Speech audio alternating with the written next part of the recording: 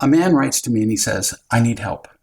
My kids complain all day long. Hardly an uncommon phenomenon. They complain that they can't stay on their phones all day. They complain about how they have so much homework. They complain about the Wi-Fi being too slow. They have to do their chores. There's nothing to do, on and on. Pretty much they complain all the time, all day. And I tell them that I'm tired of their complaining, but that doesn't seem to make any difference. No kidding. I have never seen a parent turn to a child and say, stop complaining, and the child says, oh, thank you, my father. I can see now the wisdom of what you're telling me. Rarely does it do any good to tell a child not to complain, like never. Uniformly, they're complaining about being in some kind of emotional pain. And telling them to stop is like telling them not to be in pain or to react to it. It's like telling a drowning man not to move his arms or legs. You're kidding. So what can you do? Should be no surprise here. Love and teach. First, how can you love them? You start off by listening.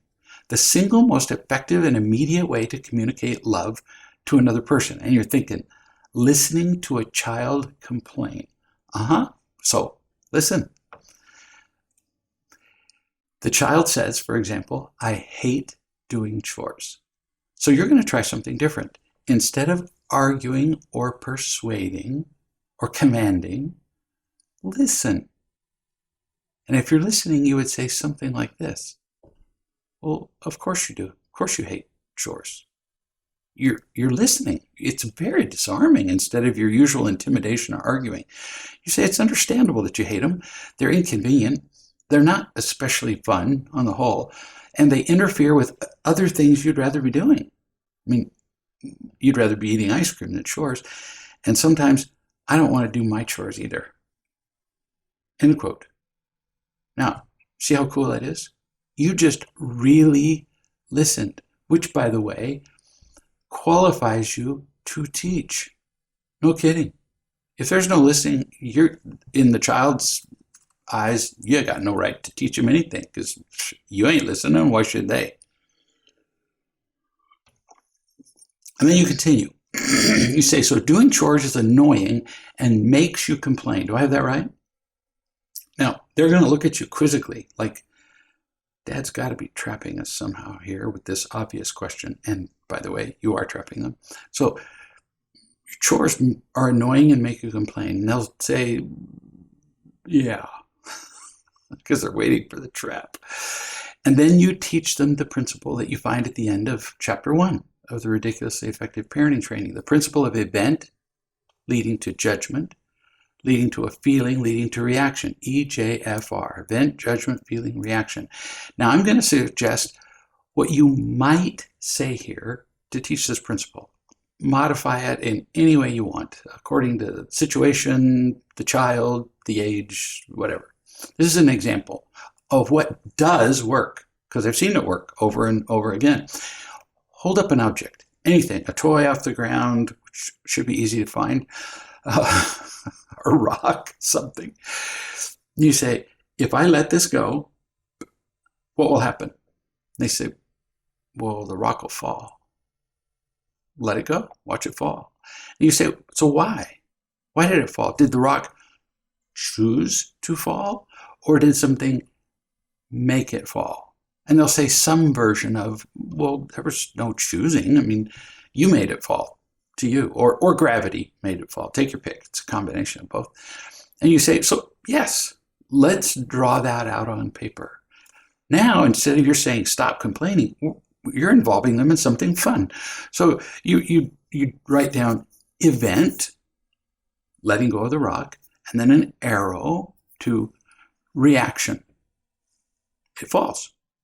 And they're going, okay, we don't know where you're going with this, and you're a little stupid, but we'll stay with this for a little while.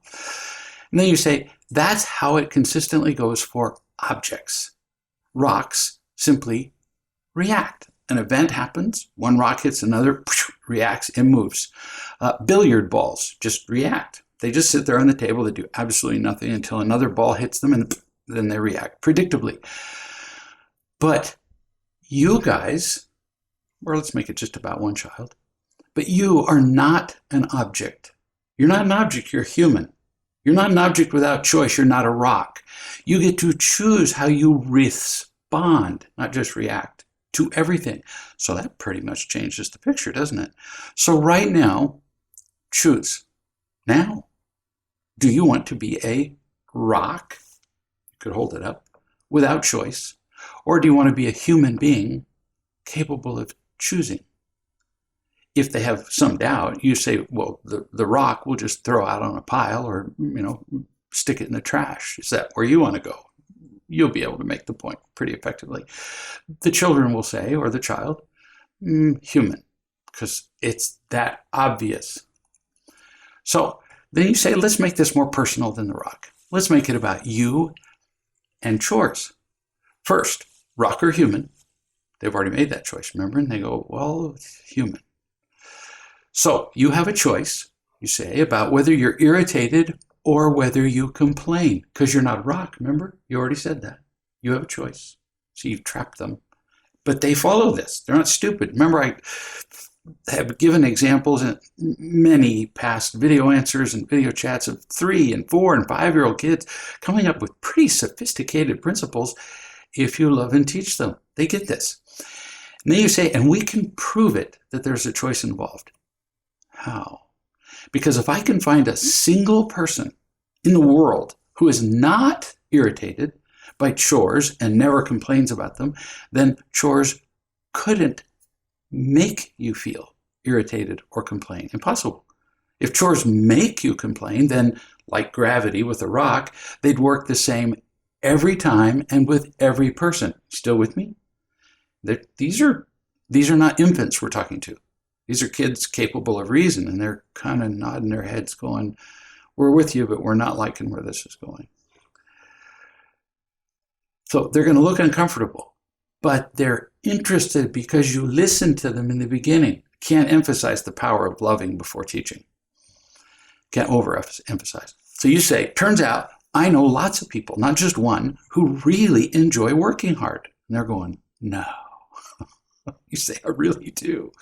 So for them, chores do not make them irritated. In fact, they enjoy the sense of responsibility that they get from working, from doing chores. The challenge, the personal growth, the learning, they like them. Now, if this is true for you, you can say it. Don't if it's not. You say, I like them. I don't like every aspect of chores, but the doing of things makes me a stronger person. So chores don't make people complain, including you, because lots of people don't complain when they do chores. Chores are not like gravity, and people, including you, are not rocks, right? Well, unless you've really fumbled over this, they're going to be going, they won't just say, oh, yes, Father, we're so grateful for your wisdom, but they will likely go, I guess, good enough. So you say, so with people, you pull up that chart again that you've drawn in crayon if you want. With people, it's not event leads straight to reaction, because your reaction is different from other people. That means there's got to be something in between event and reaction, see?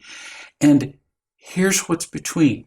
And then you draw out what you see at the end of chapter 1, event, arrow to judgment, another arrow to feeling, to reaction. You're teaching them a mild to moderately complicated concept. This isn't tough.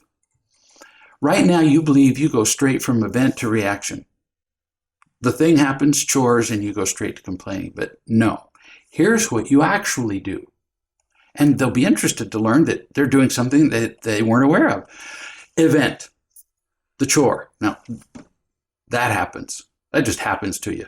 You have to do chores. The rain is an event, just happens to you. But then there's a judgment, and you don't realize you're making it. You don't. And to be fair to you, you don't.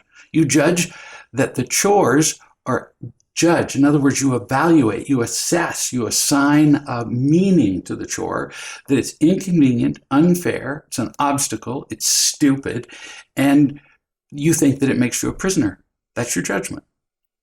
Take your time with this one till they get it, till they understand that that's what they judge, even though they couldn't put it into words. That is immediately followed by a feeling. Gosh, if it's inconvenient, unfair, an obstacle, stupid, it makes you a prisoner, what's your feeling going to be? Joy? No. You're going to be afraid that you don't get to have fun, afraid that your time's going to be wasted, afraid that you're being controlled, afraid that you don't get to play video games. It's fear. All unconscious. Notice I'm demonstrating the tone you would use with them. I'm not irritated with them. I'm not going, oh, you're such morons. It's event, judgment, feeling, reaction. Oh, they never heard of this. Then, after that feeling of being afraid, who likes to feel afraid and helpless? Nobody. So you respond with something that will make you feel less afraid and helpless. Anger, complaining. You feel helpless, you go, this isn't fair, I hate this. And it gives you a hit of power. You feel stronger. And if you do exactly what I just said, you'll feel stronger. Instead of this seeming like a lecture, you can do it whatever way you want. They're going to actually smile and go, yeah, we kind of do feel stronger. Every kid identifies with being angry and bullying a sibling into doing something. You say your judgment is so automatic that it does seem like you go straight from event to reaction. When you're in pain, you become brainless. Your brain just quits functioning. It just bypasses your brain and you just react. You react so regularly that then it becomes a habit to complain. So whose fault is that? Ask them. And they'll either say the standard child answer, I don't know. Or they might even, out of obligation, say, my fault? You say, nah, my fault. I'm the one that hasn't loved you enough unconditionally. And you have to have talked about that before so that they understand that. And that's talked about in detail throughout chapter 6 of the Ridiculously Effective Parenting Training. You say, I haven't loved you and taught you. In fact, I've been irritated with you enough times that I taught you how to be irritated in response to inconveniences. I was the teacher. I was irritated by you as an inconvenience, in fact. So now you regard work and responsibilities as an inconvenience, and immediately you go to the negative judgment, fear, anger, complaining. You just shoot through the whole judgment, feeling, reaction thing in a second. But you're still doing it. Now, back to the person, this is still you talking, who actually enjoys doing chores. No kidding, there are lots of them. What's different for them about their judgment and feeling? If this takes you all day to do this conversation, then it takes all day because it has to all be done at one time. You set aside time for this. You don't do it while they're complaining. Nope, you set aside a family meeting. Here's what the people who enjoy chores go through. Same event, chore, same event as you. Their judgment, here's where it all changes. We choose our judgment. They choose consciously, the happy people. They choose to do a good job because, well, they've learned that doing a good job has its innate rewards and has external rewards. They choose to express who they really are as they work. They see every task as an opportunity to learn, to grow, to be fulfilled. You judge that you're unfairly inconvenienced, even a prisoner, even though it's mostly unconscious. Happy people choose to judge that they have rich and fulfilling lives, and their tasks, chores, help them express their gifts and talents. You will come up with a way that you can explain this to them. Feeling. Then they feel, this is for the happy people, after they've made a judgment like that, then they feel grateful for all they have. This is a big word. This entire discussion is about how to teach gratitude, if you hadn't figured it out. They feel grateful for all they have. They feel happy. They feel whole. And then their chores become an expression of who they are. They want to be responsible. That's when people are responsible, is when they want to be. And then what's their reaction to all that? If they feel grateful, their reaction is enthusiasm. Well, let's get this chore done. In fact, let's do it well. They're happy. They pour their hearts and creativities into the task. And so could you. So back to judgment. What changes their judgment? Two things. You're giving them the key to life here. First, awareness of the joy that they do have in their lives, which can only happen if they choose to see it. In every moment, I can choose to see what's wrong, or I can choose to enjoy what I have. Donna serves me a beautiful meal, and there's one burnt leaf on the broccoli or the Brussels sprouts, which would actually be unusual, but so there is. I could hold that leaf up and go, "Are you kidding me?" Which is what your boys are doing. You served me a burnt leaf. Or I could eat it, or set it aside, or hide it under the plate. Who cares? Or I can just enjoy the rest of the meal. So first, awareness for what they have. That's what happy people do.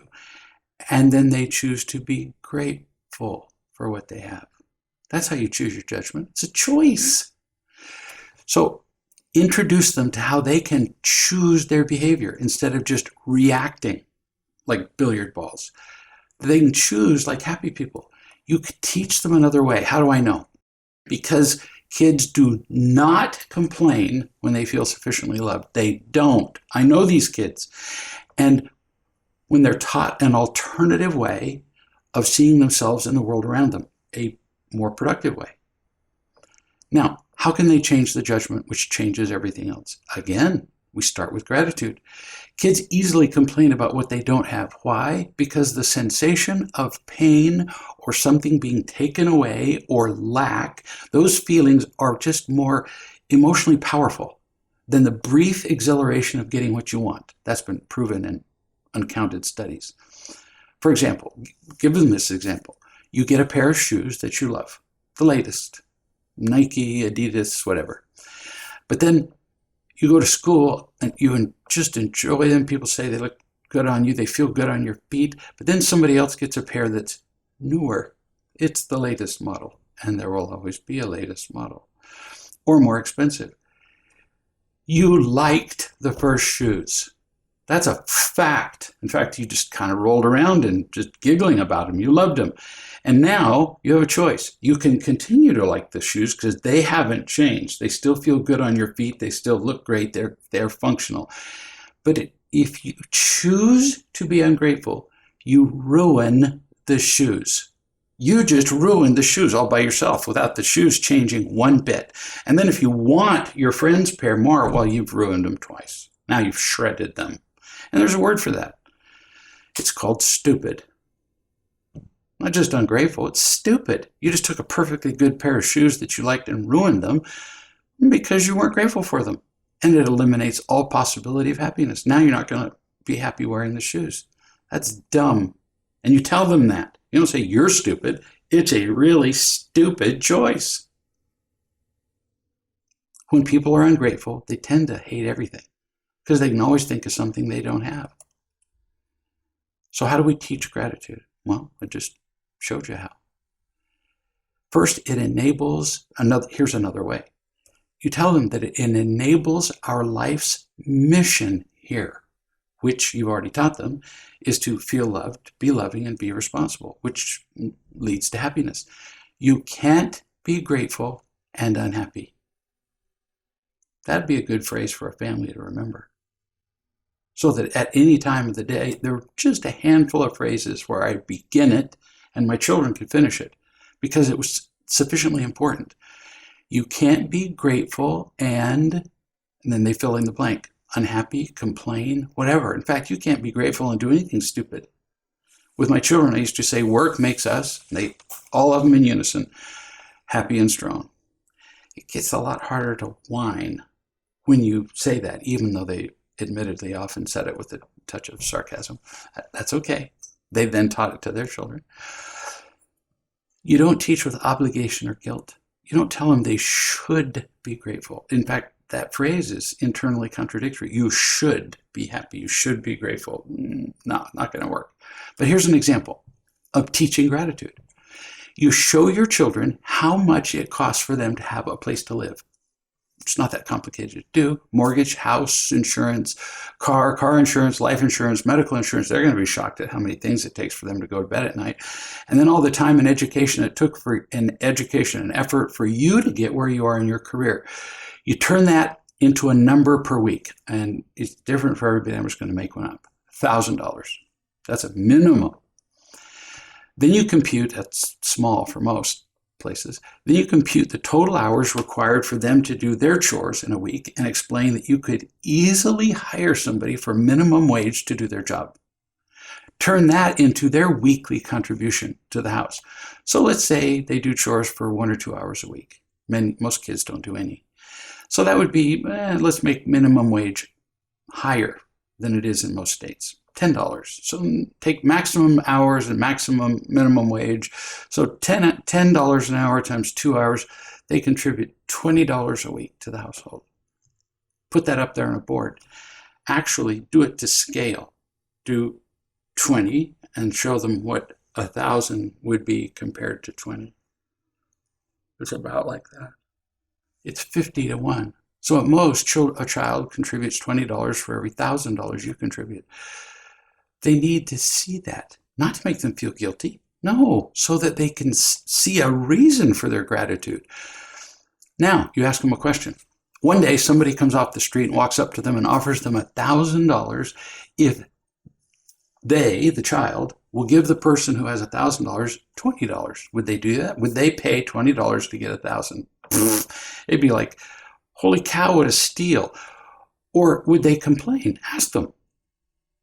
After they've been given so much. No, it would be holy cow. Now compare it to their reaction to chores. So it turns out that their having to do chores is as unfair to you, as them giving you $20 and you give them $1,000. So what would the appropriate judgment be? The appraisal of the deal. Holy cow, wow. That's the judgment in event, judgment, feeling, reaction. What's the feeling that follows getting $1,000 for 20? Happy. What kid wouldn't be happy? $20, $1,000. Grateful. It's like the lottery. Not irritated and complaining. And then what would the response be? Well, thank you. More gratitude. So we just went through event, judgment, feeling, reaction. We changed everything as we changed the judgment. You're getting $1,000 for 20, and they really are. You might have to remind them of this lesson.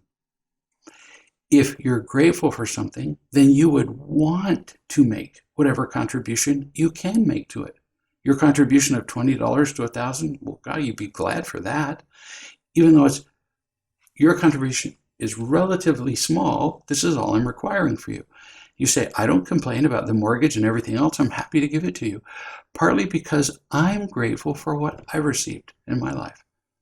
Don't say, look how much I did for you. That's guilt and obligation. You just say, here's why I'm grateful. Here's a reason for you to be grateful. And it's not grateful to you. It's grateful for what they have. And you'll have to go over this more than once.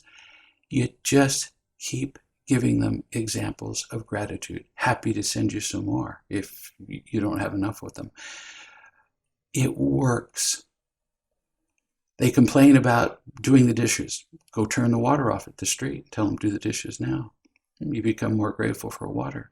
They complain about how long it takes to get to a place when you're driving. And you say, so you, Fred, child number 2, your assignment in the next 3 days is to do research on the history of roads and find out what roads were like in the old days and how much they've improved to today. And the kid will learn to be grateful, or you'll help them to.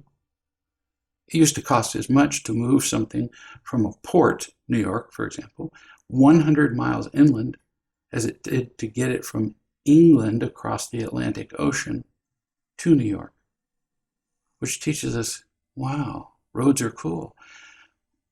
Most of us walk around in a state of oblivion. We don't realize how many things there are to be grateful for. As you give them assignments, you will teach them to do this. We can teach our children to be grateful. And as we do, we are teaching them to be happy. We are saving the rest of their lives. That's what a huge gift we're giving our children as we teach them gratitude.